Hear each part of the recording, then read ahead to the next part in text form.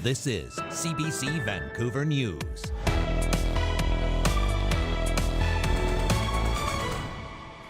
It's a bit of a relief, but we'll see what happens with the rain now. The part of the airport where my planes are was absolutely fine. People in the sea to sky region feel some relief after days of rain and flooding.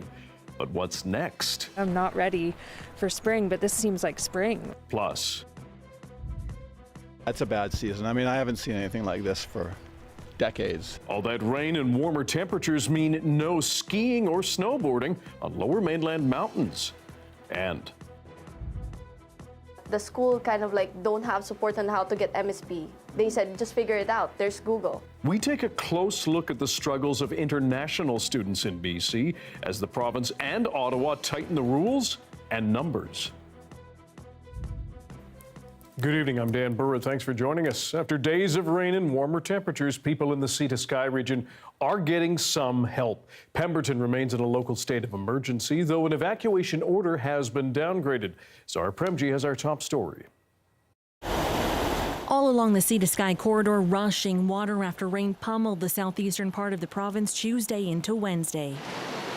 Rivers nearly level with the highway in some parts as you travel from Squamish up to Pemberton, and more wet weather on the horizon. Yeah, I mean, I think it's definitely a concern, even running along, here with the water, levels up to the village trail. I think it's definitely, a bit scary. Traveling over to the village of Pemberton, just 30 minutes north of Whistler, where a local state of emergency remained in place from Tuesday afternoon.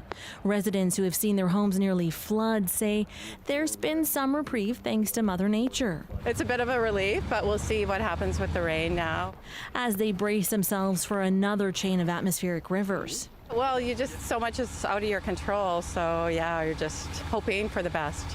And preparing for the worst, sandbagging taking place where it's needed most, and go bags ready just in case, as receding rivers and creeks rise again, with Environment Canada calling for another 50 millimeters of rain in the Howe Sound region after 70 to 500 millimeters already fell since Friday.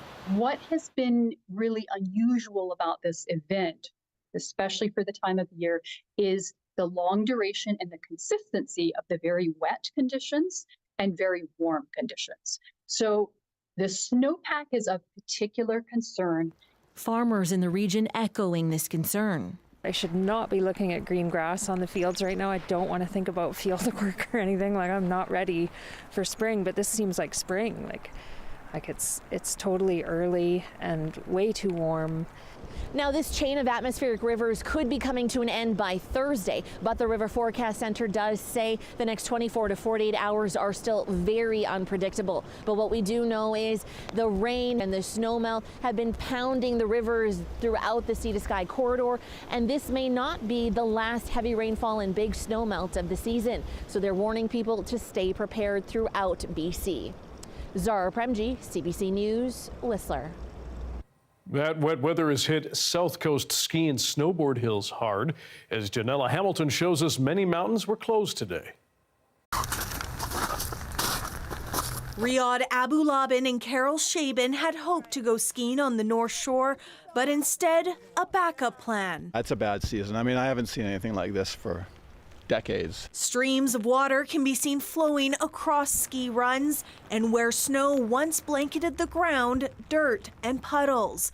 A very different story from just weeks ago. Yay! Abu Labin, who volunteers as a doctor at nearby Grouse Mountain, says this year's season has been horrific. You know, in the backcountry, it's really bad as well because the snowpack is completely saturated with water. It's pretty unsafe and there's not much coverage. So I don't know. I think for everybody that loves the outdoors and the mountains, it's kind of a year of just being cautious. It's a bummer year. From Mount Washington on Vancouver Island to Cypress in West Vancouver, many resorts forced to shut down their lifts until conditions improve. Here at Mount Seymour in North Vancouver, there has been no snowfall for the past 7 days, and the rain continues to melt away the little snowpack there is.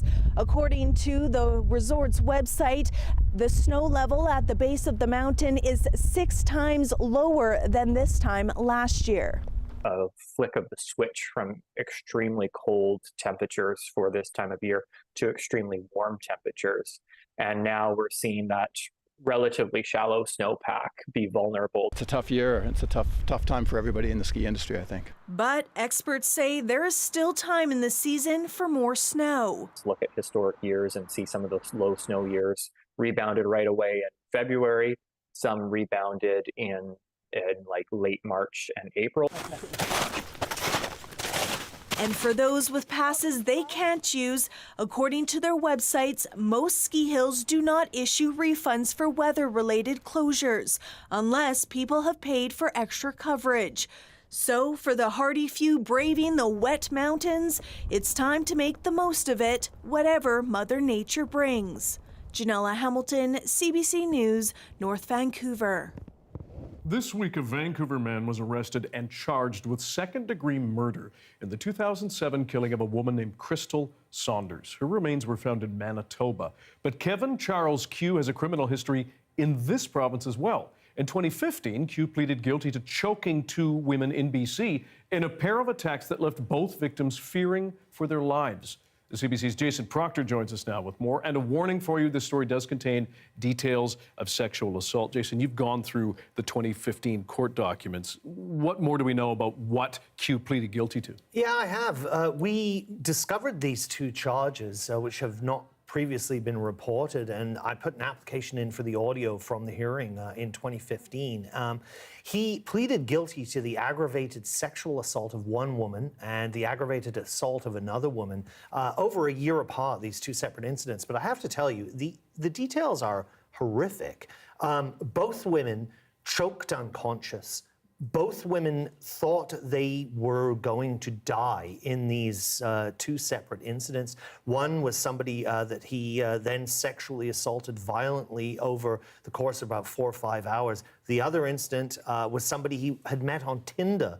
They had been in sort of a dating relationship. He slapped her during intercourse. She slapped him back, and that lit off this change in personality, as the prosecutor described it, that left her absolutely terrified. And in fact, her 12-year-old daughter came to her rescue, basically overhearing him at that point saying there was something inside him that scared him, that had been unleashed. So how did his criminal activities, criminal behavior in BC impact, if anything, the investigation into Crystal Saunders' killing? Well, this is the interesting part of all this. It comes down to DNA. When RCMP in Manitoba announced these charges in relation to the 2007 murder, they talked about a 2014 case, I believe, where DNA tied him to that killing. Now, these events all happened here in BC. They were also DNA determinant in that DNA linked him to these incidents, and ultimately he was forced to give his DNA over as a result of this conviction, this pleading guilty. And so it kind of all comes back to these incidents here. This is informed speculation, but that ultimately have resulted in this cold case murder. And as we know, the RCMP are also looking for information as to whether he may have any involvement in any other unsolved incidents in other parts of the country, because he traveled back and forth between Manitoba, Saskatchewan, Alberta, and British Columbia. Jason Proctor, thanks very much. And you can read more on your story on our website, cbc.ca/BC. Thanks again. Thank you.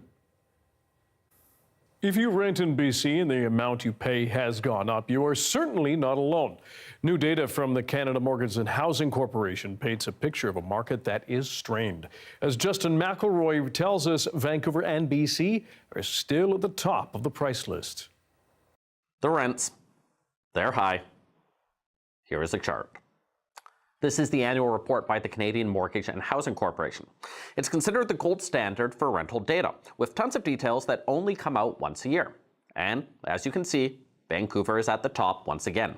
And you might think, hey, $2,200 actually seems low, but that's because this is the measurement of all rental units, including those that have had the same tenant for years and years and years. On the open market, these are the numbers.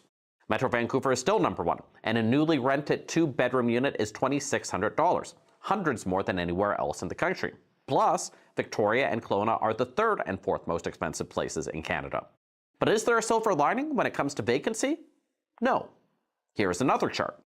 Vancouver is still under 1%, lowest in Canada. And the number of people moving out of their rentals is also lowest in the country. And a government analyst believes it's because homeownership seems increasingly out of reach. This normal flow of people from rental to ownership is also sort of slowed up, and that's putting added pressure on the rental system. So why aren't things getting better despite the big surge in building rental apartments all across the province?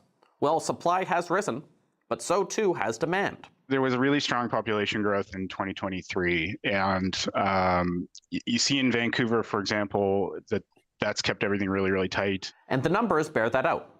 Here is one final chart. It shows the population growth in BC every quarter over the past decade. And last year, we saw numbers skyrocket to modern highs. All those new people have to live somewhere, and it's one of the reasons why governments are talking more and more about limiting temporary residence. But it also means there's likely no relief on the horizon anytime soon. The rent and inflation pressures, they are starting to ease. And it'll take a couple of years before we see that work its way through the rental system and stabilize. Until that happens, though, the living conditions for plenty of British Columbians will be anything but stable. Justin McElroy, CBC News, Vancouver.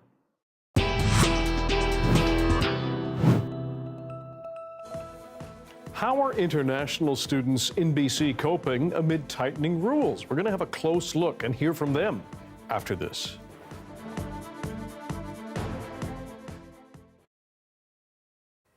And thank you for joining our commercial-free live stream tonight. A new book by a Filipino American is diving deep into Filipino migration and the Indigenous struggle against colonialism. Adrian De Leon, SFU's Farley Distinguished Visiting Scholar in History, joined our Gloria Makarenko on the early edition to discuss his new book, Bundok, A Hinterland History of Filipino America.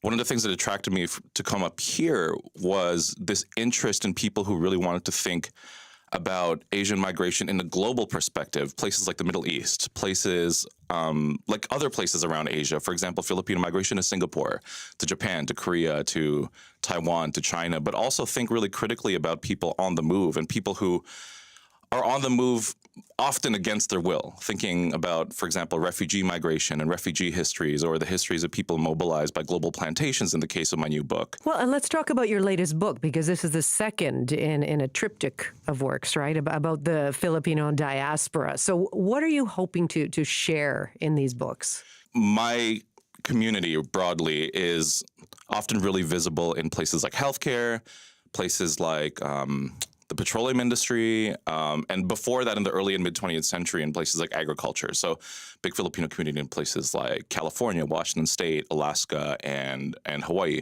And I want us to think about the longer histories of not just why we came to this side of the world, but number two, why we often follow extractive industries, things like big farms, big plantations, and we often follow the industries that sustain populations in the global north and in settler contexts like Canada. And I wanted to think about that in terms of the other side of the question, which is, why did we leave?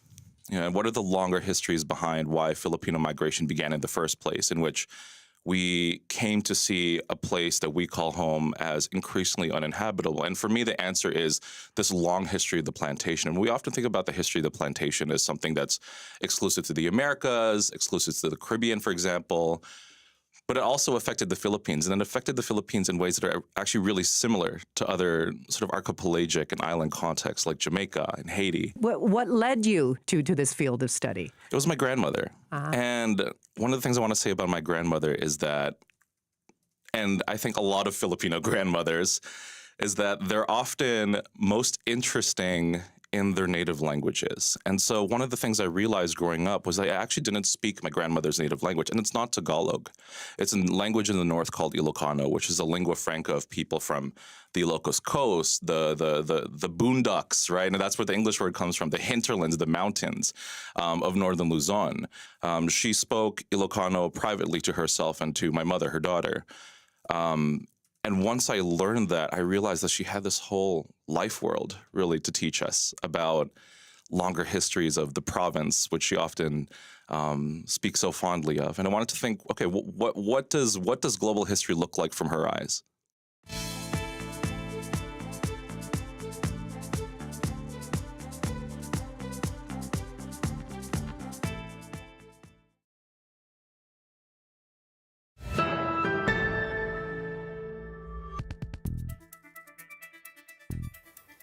BC counts 175,000 international students studying at public and private colleges. But the industry is getting a closer look. The minister in charge found instances of what she calls poor quality education and a lack of instructors. Our John Hernandez went and spoke with those right in the middle, the students. Canada is capping the number of international students it's allowing to study here over the next 2 years. Politicians say students aren't being set up to succeed. In some cases, they say they're being taken advantage of by schools, running into housing challenges, unaffordability challenges, and having a tough time finding a job. These are stories we wanted to hear firsthand, so we were invited to an international student union to chat with recent arrivals about their experiences. When did you first decide to come to Canada? So I decided to come to Canada in 2018, November. So that's when my semester actually started in the University of Fraser Valley. What was the transition like? Was it challenging at times? Yeah, 100%. I did get a culture shock initially. I was not adapting to the weather, the timeline, even like the language I was speaking. So for me, it was a culture shock at first. I went to Alexander College. It's in Vancouver. How did you sort of come to choose Alexander College? So I was in such a young age. I just did my grade 12, which is schooling back in India. And then I decided to move to Canada for a better life. So yeah, that time it was like a lot of international students were coming, and then the Alexander College was the one who provided me with the offer letter. When you first came to Canada, what was the transition like? When I just came, and then I didn't even know anyone here. And then it was only in my college that I got to know a few of my friends who were also new, and then we were in first semester. We just decided randomly to, okay, let's like have a basement together, and that was the hardest part. Living with unknown people who you don't even know, and then you're sharing everything. You're sharing your personal room and space because you can't afford much money to have a private room. Do you have a memory about a really hard moment for you when you were transitioning over here? So I don't know what to expect in Canada. I have no contact when I arrived. I don't have contact to the school. I have to Google the school, and my phone was not working properly because my phone came from the Philippines. Yeah. Being on a bus, there's like multiple bus numbers, so I got lost through that. I was able to find my host family. I thought it was close by to the school, but my school was in downtown. That house is in Marine Drive, so it was quite far. And when I found out that the school kind of like don't have support on how to get MSP, they said just figure it out. There's Google. There's no support with how to get my SIN number and stuff like that. Which bank is beneficial for international students. I found those things out along the way. And the biggest challenge was finding a job. I was struggling to find a job. Then I met one of my old friend who was already settled here. So he helped me in finding job. And then I also stayed with him in his basement for 2 years. So if I couldn't have that friend here, so my struggle gonna increase more. So that's why we started this organization that every student should have someone here who can take care of them. Being a founder, every month I received a lot of complaints by students that they are not getting work. And even now our hands are standing too because we cannot accommodate such number of students. We are trying our best, but still many students are sitting home getting no work because of rising unemployment. Plus they are also exploited by the private colleges. They are intentionally failing them to get more money, and that making students more depressed. So that's why I think if they could stay at their back home, that would be a much better place for them right now. The BC government says there's about 175,000 international students here. More than half of them are enrolled in private colleges or universities. The student cap won't apply to existing students, and the province still isn't sure just how many permits it will be able to approve this year. Oftentimes, international students will arrive in Canada only to discover they've been scammed or exploited. So we're going to speak with an immigration consultant who's fighting on their behalf. You mentioned these schools can pop up anywhere. Can they pop up in this area right here? 100%, and you know what? There may be a few in this area. I know in this area there's so many private colleges that are the size of my office. When you first heard news of that cap, what went through your mind?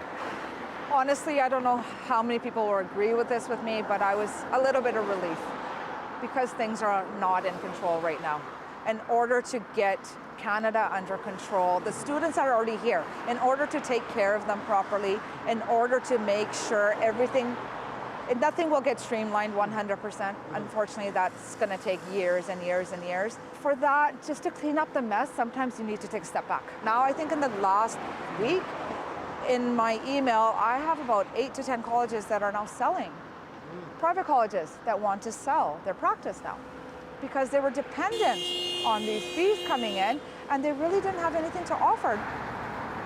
There's also been a lot of political opposition to the international student cap. The federal NDP says it unfairly blames international students for contributing to Canada's housing crisis. We're going to speak with an MP who says the system has gone unchecked for too long, but penalizing students isn't the answer.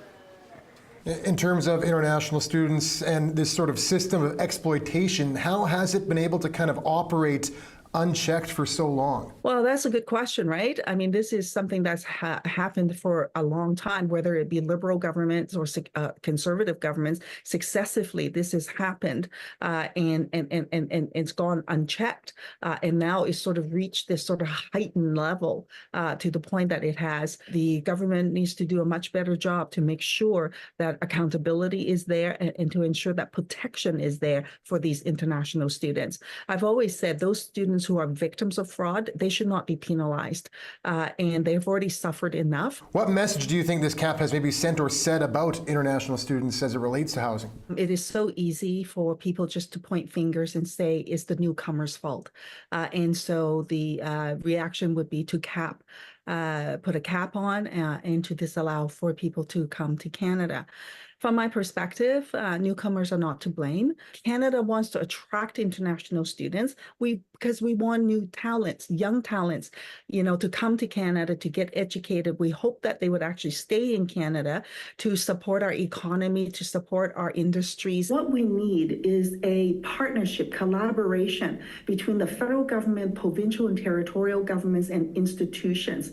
They need to actually ensure that student housing is being provided for, both for international students as well as domestic students.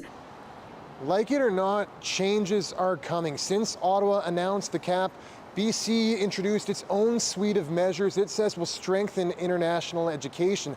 That includes more oversight of private schools and higher language requirements to study here. Will that improve the educational experience overall? We'll find out over the next 2 years. There's a live shot of a yellow science world. Darius will have your BC-wide forecast after this.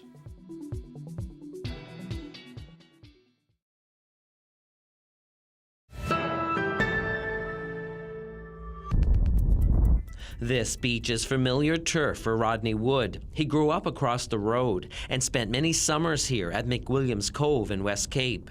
We didn't even know it was a burial site, until they first showed up. According to my father, he said it was around 1950. Wood's talking about the bones that his father Colston found and then reburied. But the pounding surf caused even more erosion. The bones surfaced again, and their story was told in these newspaper clippings from 3 decades ago. Rodney Wood's son Joey found the bones that time. This weekend, it happened yet again. More human remains peeking out from the red cliffs. I know my dad, he reburied them at least 3 times, as ones appeared. I have no idea how many there was originally, but this could be a large burial site. We don't know. The Chief Coroner's Office and the RCMP are investigating. Officials with the Coroner's Office say there is still a significant amount of work to do to determine who the remains may belong to. But people in the area think they're victims of a shipwreck from the early 1800s. Then this. While our cameras were rolling, Wood finds what looks like another bone located along the cliff. He reports the latest find to police. The bones were found behind Paul Wood's home. I just think there's probably still more bones to reveal yet as erosion occurs. I'm sure there'll be There'll be more bodies discovered, I guess. Rodney Wood says his dad put up a 6-foot wooden cross on the site to mark the unknown graves. But much like the coast itself, it fell victim to the winds and waves. He'd like to see a more permanent memorial on the site. It was just the right thing to do, like these, people were uncovered and they needed to be reburied, and you couldn't just let them go, down the face of the Cape and, be lost forever, I guess you could say. People who live in this area say they wouldn't be surprised if they find more human remains along this beach as coastal erosion continues to eat away at our coastlines. The police and the provincial coroner's office continue to investigate this latest find. Wayne Thibodeau, CBC News, West Cape.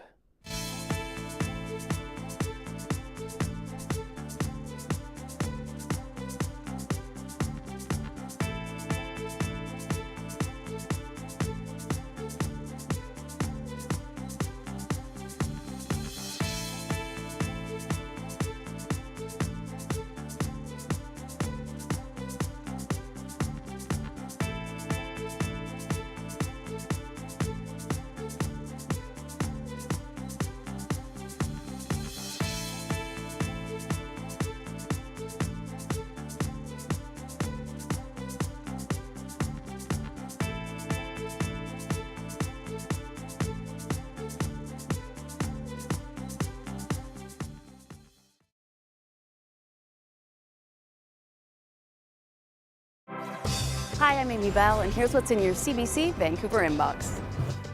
This is Vancouver Island is the brand new podcast that explores stories of island life. Each week, host Catherine Marlowe looks at the joys and challenges of living on the island. Subscribe on CBC Listen or wherever you get your podcasts. And BC Today is the call-in show where British Columbians make their voices heard. And now you can watch it on television, stream it on CBC Gem, and hear it on CBC Radio 1 and CBC Listen. The weather update is brought to you by Direct Buy Furnace. To cool and clean the air in your home, call Direct Buy Furnace. Installing Trane, the most reliable heating and cooling brand. Weather and climate specialist Darius Madavi is here to tell us when we get a break from all this rain. This weekend. There we go. Okay. Yeah. Yes, we have this last atmospheric river hitting us right now and is slowly dissipating. And then in the days ahead, we start to see just a little bit of that lingering moisture still falling as we have a few more fronts roll in. And then this weekend, we get a bit of a break across most of the south coast. But we talk a lot about the rain when it comes to an atmospheric river, but it brings us warmth as well when it's coming from the tropics, and not just here in BC, but across Western Canada. And so we set many daily temperature records, as well as some monthly ones yesterday. Vancouver and Abbotsford recorded their highest ever January temperatures with around just over 17 degrees in Vancouver and just over 18 degrees in Abbotsford, and they weren't the only ones. Edmonton Airport also recorded a high, the highest January temperature ever in the city centre, the highest since the 1930s. And then for places like Maple Creek in Saskatchewan, hitting 21 degrees in Saskatchewan in January. Very unusual. New January high provincial record for Saskatchewan, and only a degree off of the national record set back in 1950 in Niagara Falls. So definitely temperatures are going to be something to watch for in the next few days, even as they start to trend down. But just compare that to where we were just over 2 weeks ago, really. On January 15th, we had this incredible cold snap, record-breaking cold, then some record-breaking snow on BC's south coast, and now record-breaking heat. So we're definitely something of an interesting temperature pattern, weather pattern in the days ahead. Now, if we jump ahead to our freezing levels on the south coast, they are trending down still, but being a little bit more stubborn than we were expecting, and may trend back up just a little bit, hovering around just maybe over where the local mountains could expect to see freezing temperatures. But that doesn't mean they won't get snow, because you can still get snow even if freezing levels aren't quite there. And then in terms of conditions, we do get some more snow breaking in as those freezing levels do come down. But on the south coast, most of our rain has come, but there is a little bit more still to see, so be ready for that. In terms of conditions, a little bit of activity happening on the southern parts of the province, but for the most part, the activity is still happening on the south coast. And even there's not too much more to talk about. And like I said, Dan, bit of a break this weekend as we start to dry up. All right, Darius, thanks very much. Thank you. And that's your late news for Wednesday. Thank you for joining us. For news anytime, check our website, cbc.ca/BC. Your next local news is on the early edition on CBC Radio 1. That begins tomorrow morning at 5:30. Have a good night.